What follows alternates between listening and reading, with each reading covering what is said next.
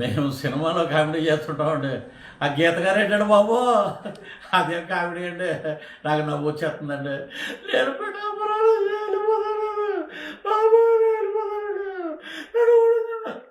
ఓరని గజకర్ణ tuck టమారా నీ అన్నీ ఏమన్నా సీఎం గారు నేర్పాడా ఏంటి నీకు?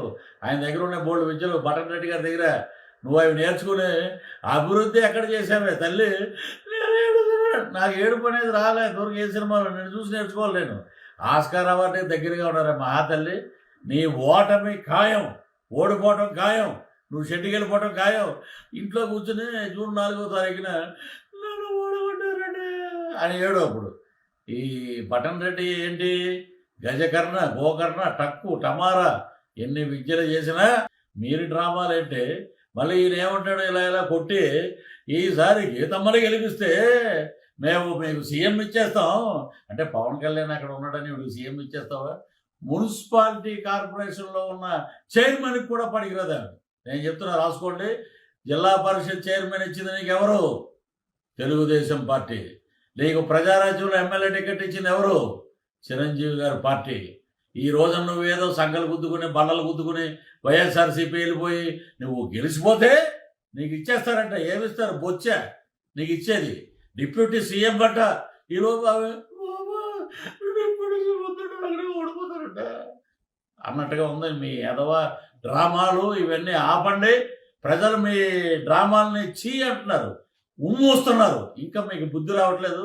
మీకు చెప్పు దెబ్బ పడుతుంది. బ్రహ్మాండమైన మెజార్టీ తోటి పవన్ కళ్యాణ్ గారు గెలుస్తారు. అంటే ఎవడో ఒకటి నిలబడితే అంటే నీ చెప్పేస్తే డిప్యూటీ సీఎం ఇచ్చేస్తారా?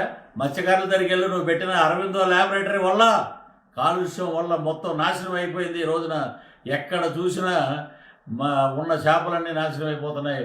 అవి తినటం వల్ల మాకు కిడ్నీ వ్యాధులు వస్తున్నాయని మత్స్యకారులు చెప్పి ఫు అని ఉమ్మూసినా కూడా మీకు బుద్ధి రాకపోతే ఈ డ్రామాలు నడవవు.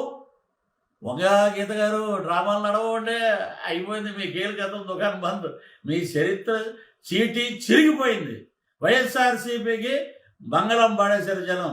మీకు ఇక్కడి నుంచి జాంపలే జాంపలే జాంపలే జాంపలే అంటారు చూసారు. అలాగా 33కో 34కో మీరు పరిమితం అవుతారు. రానున్నది కూటమి. అద్భుతంగా 136 సీట్లతోటి 21 ఎంపీ సీట్లతోటి ముందుకు పోతాం. ఆ రోజున మీరు మమ్మల్ని చూసి గట్టిగా అని అప్పుడు ఏడవండి, ఇప్పుడు కాదు. కుల మతాలకు అతీతంగా ఈ రోజున చంద్రబాబు గారు కానీ పవన్ కళ్యాణ్ గారు కానీ అద్భుతంగా పనిచేస్తున్నారు. పేదవాడి రాజ్యం వస్తుంది, మన సంక్షేమం మన దగ్గర ఉంటుంది.